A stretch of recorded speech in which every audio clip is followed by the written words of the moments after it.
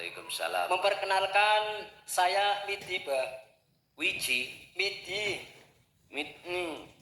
Saya dijadikan ngaku-ngaku hamba Allah, Bah. Syariatnya. Saya ini dari Tegal. Syariatnya ini saya dijadikan sebagai pengurus utawi juru kunci makam, Bah. Ini sangat sadis, Bah. Lah singkat cerita, saya dikasih wejangan seperti khodam yang di makam itu. Saya ini rumahnya tolong dibersihkan. Ntar saya kasih kamu ilmu. Tapi bukan ilmu mantra, Bah. Ilmunya satu, kamu jangan mengganggu orang yang sudah bersuami istri. Satu, Bah. Yang kedua, kamu jangan mengganggu perjalanan rezeki orang lain. Yang dikatakan ilmu torekot itu pertarungannya santet ataupun lebon, Bah.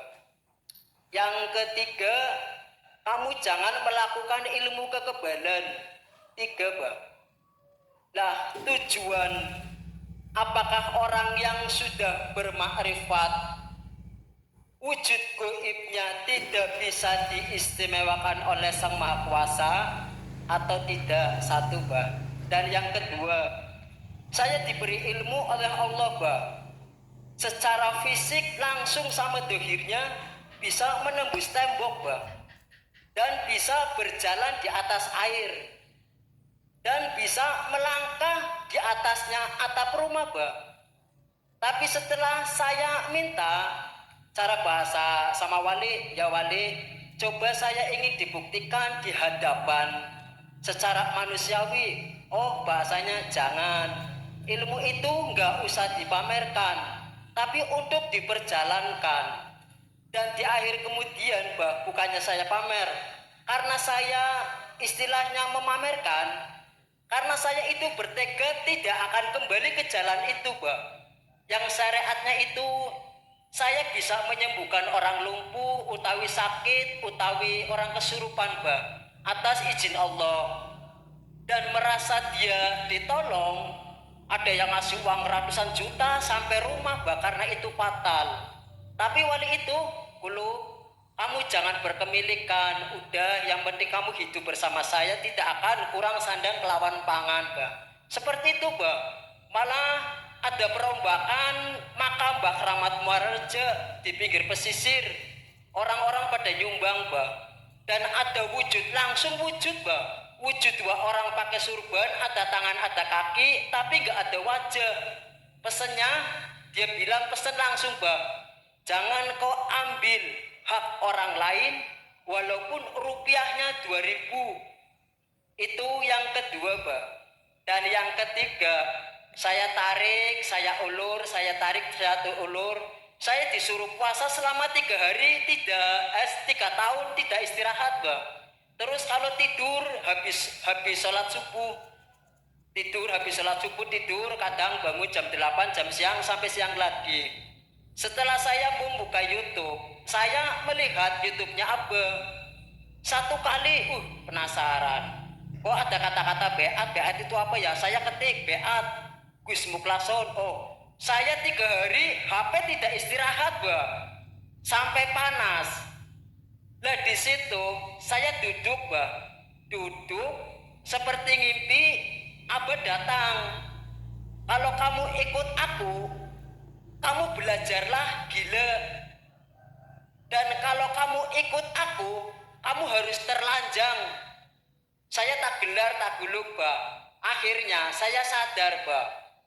Secara dunia terakot bab masalah pengilmuan, baik mustika ataupun gaman, baik amalan, bahkan saya kasihkan sama orang lain yang biasa sabab, Bah. Bahkan orang itu saya kasih uang.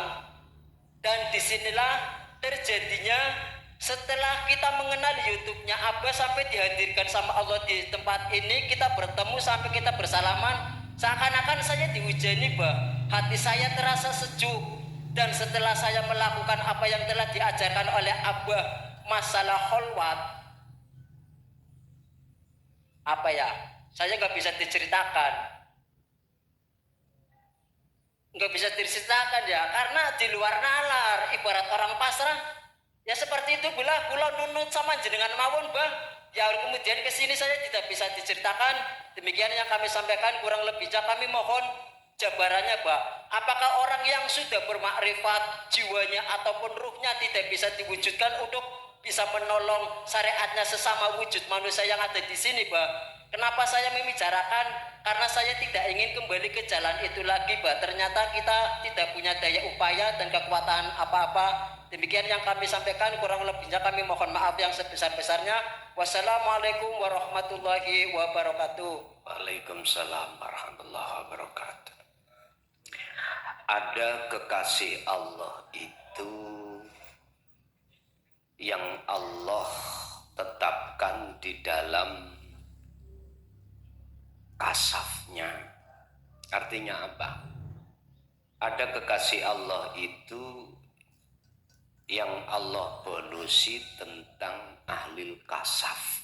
Sing sampean ceritakan mang, termasuk nambani orang, termasuk berjalan di atas air dan lain sebagainya. Dan juga ada kekasih Allah itu yang kebalikannya, tidak dibonusi Allah di dalam tentang masalah karomah atau perkara yang ada kaitannya dengan alam mukasafah. Dari pertanyaan apakah bisa diwujudkan seperti pada umumnya? Jawabannya, jikalau Allah meletakkan si A sebagai kekasih Allah itu kebonusan tentang masalah kasaf, maka kekasafan itu tidak menjadikan penghalang hatinya pada Allah. Sekarang kekasafan di dalam alam mukhadharah. Contoh, jenengan mohon maaf Bu nggih, istrinya tidak satu seperti Rasulullah, bahkan sampai ada 4. Itu kekasafan, kekaromaan di dalam alam mukhadharah, tapi tidak menjadikan penghalang hati beliau pada Allah. 2. Kekasafan anak sampean itu kuwatah, ora kenek dihitung saking akeh. Terus anak ya ngono pinter-pinter manut-manut. Dan juga ada anak sing belunat. Belunat itu mokong. Mokong itu apa? Menentang. Dan itu tidak bisa menjadikan penghalang hati panjenengan pada Allah. Oke, mari garwa anak kona tiril mungkontoroh dunya brono. Mewah, jabatan punya, masalah apapun punya. Tapi itu tidak menjadikan penghalang. Nah, mengapa Allah bersikap demikian? Karena miturut hitung-hitungan Allah terhadap si A ini, dengan adanya kemewahan, kekaroman di dalam alam mukhadharah atau alam mukasafah, tidak menjadikan penghalangnya beliau. 1. 2. Ada kekasih Allah yang sebaliknya. Wis melarat, gak tahu ono enak, ya toh. Rabio gak oleh-oleh. Ini seneng kono gak seneng, jebule kono seneng kene gak seneng, gak ketemu. Bahkan anak pun gak punya, apapun gak punya. Intinya wis gak punya keahlian apapun di dunia ini. Loh, mengapa Allah bersikap seperti ini? Karena miturut hitung-hitungan Allah, jikalau si B dikasih seperti si A, maka terhalanglah. Sehingga sengaja Allah tidak hadirkan karomah itu tadi. Tidak Allah hadirkan. Oleh sebab itu, bagi panjenengan kali kulo yang memang kelompoknya kelompok yang kedua, matur suwuno.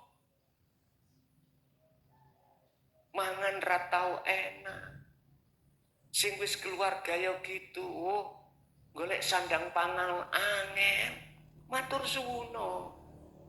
berterima kasihlah pada Allah, karena menurut hitung-hitungan Allah itu adalah supaya tidak jenengan kali kula terhijabi, terhalang oleh sesuatu ini. Beda Pak dengan nafsu kita, pinginnya enak-enak seperti si A. Nafsu lo mendorong di situ. Tapi Gusti Allah sengaja memang mengkondisikan si B dengan keadaan dohir yang tiada ada apa-apanya, bahkan karomah. Nyebul wong mawon mboten saged waras, ya toh, malah tambah loro. Ya toh, ana wong kesurupan sing teko gak situk malah tambah rombongan. Wis. Ya memang sengaja di situ supaya jenengan tetap kondisinya itu tidak terhalang. Itulah maksudnya Allah. Jadi sekarang yang terpenting Allah meletakkan kita di mana? Barometer untuk tidak terhalang cuma satu. Sepanjang mana Anda memegang zikir itu. Hanya itu. Makanya hitung-hitungan Allah dengan hitung-hitungan nafsu tidak sama. Hitungan Allah terhadap Nabi Adam, jikalau kau tidak mendekat buah khuldi dan tidak memakan sekaligus, kau selamanya ada di surga. Khuldi maknanya kekal. Hitung-hitungan nafsu beda lagi. Adam, jikalau kau tidak makan buah khuldi, kau tidak kekal di surga.